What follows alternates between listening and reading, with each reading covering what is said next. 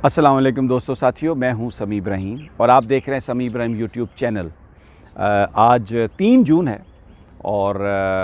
बुध है, सन है 2020 और मैं इस वक्त खड़ा हूं सुप्रीम कोर्ट ऑफ पाकिस्तान का, आप इसे पिछला अहाता कह सकते हैं, जहां पे गाड़ियां भी खड़ी होती हैं। या मैं अगर आपको मूव करूं यहां पे तो इस तरफ आप पीछे मेरे पीएम सेक्रेटेरिएट देख सकते हैं। ये है जहां पर वज़ीर-ए-आज़म बैठते हैं और उनका स्टाफ बैठता है, चीज़ों को मॉनिटर किया जाता है। ताकत का ये सरचश्मा है, आवाम का नुमाइंदा यहाँ पे बैठता है। लेकिन मैं थोड़ा सा आपको वेदर की भी बात कर दूँ और पीछे ये मैं आपको अगर देख सकें मेरे, तो ये पहाड़ हैं, आपको नज़र आ रहे होंगे, ये सारे इस्लामाबाद के पहाड़ हैं और अब बादल छाए हुए हैं। यहाँ पर तो जो इस वक्त कोई गर्मी ज़्यादा नहीं है और पंखे के बग़ैर भी आप खड़े हो सकते हैं, बड़ा अच्छा मौसम है। लेकिन ये जो इधर सुप्रीम कोर्ट की बिल्डिंग है उसके अंदर दर्जा हरारत ऐसा है जैसे उबल रहा है। और ये जो इधर प्राइम मिनिस्टर सेक्रेटेरिएट मैंने आपको दिखाया, यहाँ पर भी जो सियासी दर्जा हरारत है, आप यकीन करें बॉइलिंग पॉइंट से ज़्यादा ऊपर जा चुका है। आज सबसे पहले मैं जस्टिस काज़ी फ़ाइज़ ईसा साहब के जो आज समाअत हुई है उसके कुछ चीदा पॉइंट्स आपको दूंगा, उसके साथ कुछ पॉलिटिकल चीज़ों पे भी डिस्कस करूंगा। लेकिन एक बात मैं आपसे कह दूं कि जस्टिस काज़ी फ़ाइज़ ईसा साहब का जो केस है ये एक सियासी केस बन चुका है। हम सुप्रीम कोर्ट में मैं मौजूद था आज भी, कल भी, और वहाँ पर जो मैंने सवाल व जवाब हैं डॉक्टर फ़रोग़ नसीम साहब के जो दलाइल हैं, एक तो I must comment doctor फ़रोग़ Naseem के, उन्होंने इंतहाई मुदल्लल अंदाज़ में जो हुकूमत का जो मुकदमा है वो उन्होंने पेश किया। और दूसरा I must comment justice Umar Bandial साहब जो इस बेंच के सरबराह हैं। आज उन्होंने एक बात कही है, जिस वक्त फ़रोग़ नसीम साहब ने इंडिया की सुप्रीम कोर्ट का हवाला देने की कोशिश की तो उस वक्त उमर बंदियाल साहब ने कहा कि छोड़ें इंडिया को, कुछ नहीं इंडिया, हमें पाकिस्तान की बात करनी है, हमें अपने जो पाकिस्तानी कल्चर है उसकी हमें बात करनी है। तो ये एक ऐसी चीज़ थी जिसको सुन के मुझे बहुत खुशी हुई, क्योंकि कल परसों पीछे हम जब भी आते हैं यहाँ पर हम सुनते हैं यूके की हाई कोर्ट और सुप्रीम कोर्ट की मिसालें, अमेरिका की सुप्रीम कोर्ट की मिसालें। कोई उमर फ़ारूक रज़ी अल्लाह ताला अन्हो की मिसाल दे के बात नहीं करता कि जब उनसे सवाल किया गया तो उन्होंने ये नहीं कहा कि तुम्हें, उनसे कहा गया कि भाई ये जो चादर है तुम्हारी, कल भी मैंने जिक्र किया था, ये 2 चादरें कैसी आ गई आपके पास। तो उमर फ़ारूक रज़ी अल्लाह ताला ने ये नहीं सवाल किया कि तुम्हें किसने बताया कि मेरे पास 2 चादरें हैं। फ़ौरी तौर पर उनका बच्चा खड़ा हुआ और उसने कहा कि एक चादर मैंने दी, मनी ट्रेल आ गई और वो मामला ख़त्म हो गया। यहाँ पर भी असूली तौर पर तो ऐसे ही होना चाहिए था। लेकिन आज जो जजेस के सवालात थे उसे जो मैं समझा हूँ, मैं आपके साथ वो शेयर करता हूँ कि जो बेंच है सुप्रीम कोर्ट का, उसका ये परसेप्शन है, उनके सवालों से ये हमें अंदाज़ा हुआ कि शायद ये जो काज़ी फ़ाइज़ ईसा साहब के हवाले से जो केस है वो पाकिस्तान की एस्टेब्लिशमेंट ने बनवाया है, पाकिस्तान की फ़ौज ने बनवाया है। क्योंकि जो फैज़ाबाद धरना केस है उसमें काज़ी फ़ाइज़ ईसा साहब ने फ़ौज की सियासत में मुदाखलत के हवाले से जो बातें लिखी हैं वो बिल्कुल फ़ौज को पसंद नहीं आई, और क्योंकि उस पर रिव्यू पिटीशन फ़ाइल हुई, उसमें सर्टन जो फ़िक्रात थे जो उस पर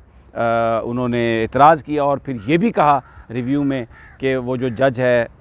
या इस तरह की बात हुई उस वक्त कि ये जो है ना काज़ी फ़ाइज़ ईसा साहब को जज नहीं रहना चाहिए। तो इसलिए जो सुप्रीम कोर्ट के जजेस हैं उनका जहन ये बना हुआ है मुनीर मलिक साहब की आर्गूमेंट सुन के, या जिस अंदाज़ में काज़ी फ़ाइज़ ईसा साहब के हमायती वकला ने ये केस पेश किया है कि ये बुनियादी तौर पर करप्शन का केस नहीं है। काज़ी फ़ाइज़ ईसा साहब को पाकिस्तान की फ़ौज निकालना चाहती है। अब्दुल वहीद डोगर जो था वो एक प्रॉक्सी था और ये जो वफाकी हुकूमत है उसको इस्तेमाल किया गया ये रेफरेंस फ़ाइल करने के लिए। और इस मामले में वो आज भी ये सवाल था कि आप हमें ये यानी एक परसेप्शन है, इसके बारे में आप क्या कहते हैं। उमर बंदियाल साहब ने एक बहुत अच्छी बात कही। मैं आपको बताऊं, ये बेंच जो है ना, ये सारे बड़े फाजिल जजेज़ हैं और सवाल करना उनका हक़ है, और हम उनके सवालों से अंदाज़ा करते हैं कि कौन सी चीज़ उनके जहन में आ रही है। जस्टिस मंसूर अली साहब बड़े ज़बरदस्त सवाल करते हैं, या अफरीदी साहब, मुनीब अख्तर साहब, बड़े कमाल के सवालात हैं उनकी,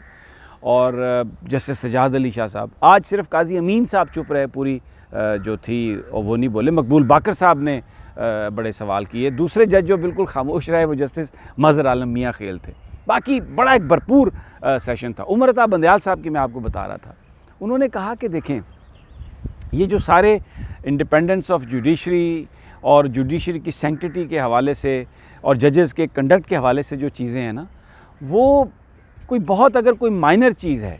اور وہ اس ایمبٹ میں نہیں آتی جس سے جوڈیشری کو نقصان پہنچنے کا اندیشہ ہو، تو اس کو بنیاد، کسی چھوٹی چیز کو بنیاد بنا کے اگر آپ جج کو نکالنے کی کوشش کریں گے یا کوئی اس طرح کی بات ہوگی، تو شاید وہ ایک بہتر چیز نہیں ہوگی۔ بہت فیئر کومنٹ تھا جسٹس عمر بندیال صاحب کا کہ بالکل ایسا نہیں ہونا چاہیے، لیکن ایک پرابلم آ رہی ہے بڑی شدید، اور سپریم کورٹ کے لیے یہ بڑا کڑا امتحان ہے۔ میں نے کل بھی کہا تھا، آج جس وقت یہ بات ہوئی کہ جو پراپرٹی تھی وہ ڈکلیئر نہیں کی گئی، اور جب ان سے یہ پوچھا گیا شوکاز نوٹس میں بھی سپریم جوڈیشل کونسل کی طرف سے کہ کیا یہ جو یعنی اس کی منی ٹریل آپ دیں، اور انہوں نے منی ٹریل نہیں دی، تو سوال آج عدالت کا یہ تھا کہ یہاں پر تو پھر ڈسٹنکشن ہونی چاہیے کہ یہ ڈیپینڈنٹ چائلڈ ہیں یا یہ ڈیپینڈنٹ نہیں تھے۔ تو بالکل وہی سوال تھا جو نواز شریف صاحب کہتے تھے جب ان سے پوچھا جاتا تھا کہ یہ قطری فلیٹس کہاں سے آئے، تو وہ کہتے تھے یہ میرے بچوں سے پوچھو۔ جب بچوں کے پاس جاتے تھے تو وہ کہتے تھے کہ جناب یہ تو ہمارے دادا جان نے ہمیں دیے تھے اور وہ فوت ہو گئے، ساری ڈیٹیل ان کے پاس ہے، یہ لنڈن کے فلیٹس، اس میں خطری خط بھی آیا۔ آج جب فروغ نسیم صاحب نے یہ بات کہی کہ آج بتا دیں کہ یہ منی ٹریل کہاں سے آئی ہے، کس طرح سے انہوں نے پیسے یو کے میں بھیجے ہیں، پاکستان سے کیسے گئے ہیں، تو یہ کیس ختم ہو جائے گا۔ تو جس پر ایک فاضل جج صاحب نے یہ کہا کہ بھائی وہ یہی تو کہتے ہیں کہ جا کے میرے بچوں سے پوچھو، تو آپ یقین کریں یہ وہی آرگومنٹ ہے جو نواز شریف صاحب دیتے ہیں، یہ وہی آرگومنٹ ہے جو شہباز شریف صاحب دیتے ہیں۔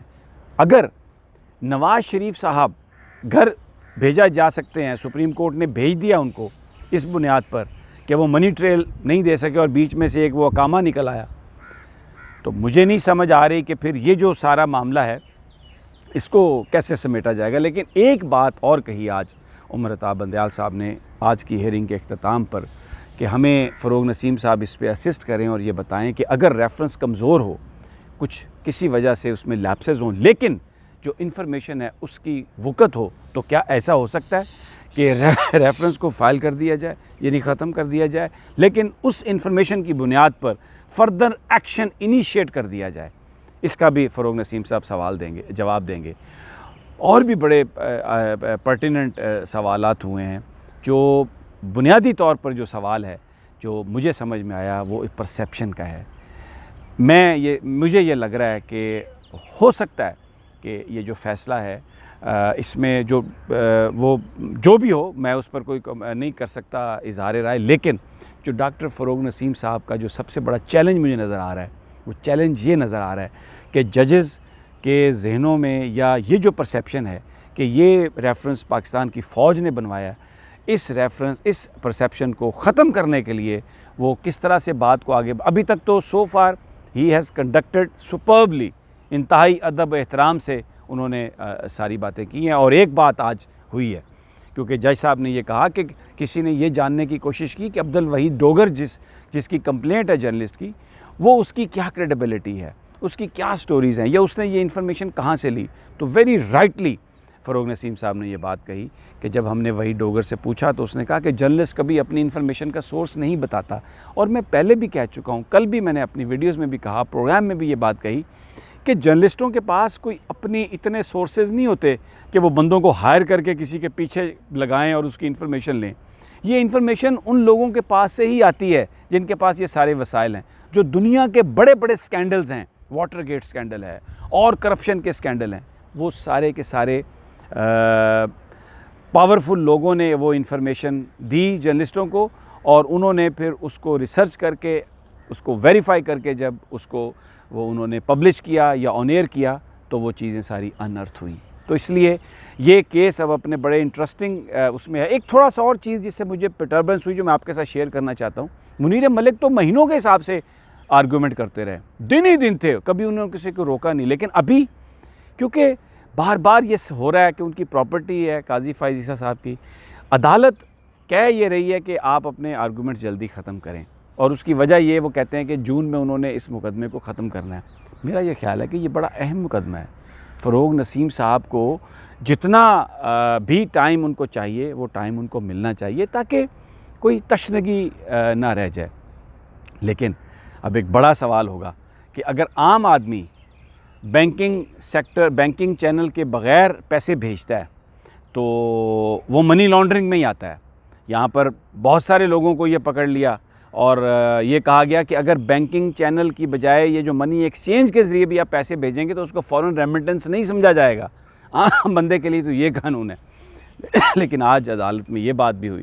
کہ ہمیں یہ دیکھنا ہے کہ منی لانڈرنگ جو ہے کیا وہ ایل گاٹن منی بھیجی گئی ہے یا صاف شفاف ذرائع سے کمائی ہوئی جو ان کی اپنی ٹیکسیبل منی ہے اس کو بھیجا گیا. تو اگر سپریم کورٹ آف پاکستان نے قانون میں کوئی ڈسٹنکشن کی کہ جس میں ان کے اپنا جو کوئی ممبر ہے اس کے لیے کوئی رعایت دی فیصلے میں، اگر کوئی دی، تو یہ جو اس وقت پاکستان کی جوڈیشری کا جو ایک منصب ہے، جس طرح لوگ عزت و احترام سے دیکھ رہے ہیں، وہ اس میں بڑی پرابلم آئے گی اور وہ امیج بڑا تار ہو جائے گا. اور میں یہ سمجھتا ہوں، میں نے کل بھی یہ بات کہی تھی کہ مائنڈفل ہوگی سپریم کورٹ. آخر میں 2 لائنرز یہی بتاتا ہوں کہ سب سے بڑا چیلنج فروغ نسیم صاحب کا کہ ججز کے ذہن سے جو ان کا پرسیپشن اس وقت مجھے لگ رہا ہے کہ شاید یہ سب کچھ فوج کے ہی وہاں پر کیا جا رہا ہے، اس پرسیپشن کو ختم کرنے کے لیے فروغ نسیم صاحب کیا چیز لے کے آتے ہیں، کس انداز میں اگلے 1-2 دن جو بھی ان کو ملیں گے کس انداز میں کیس کو واپس لے کے چلتے ہیں.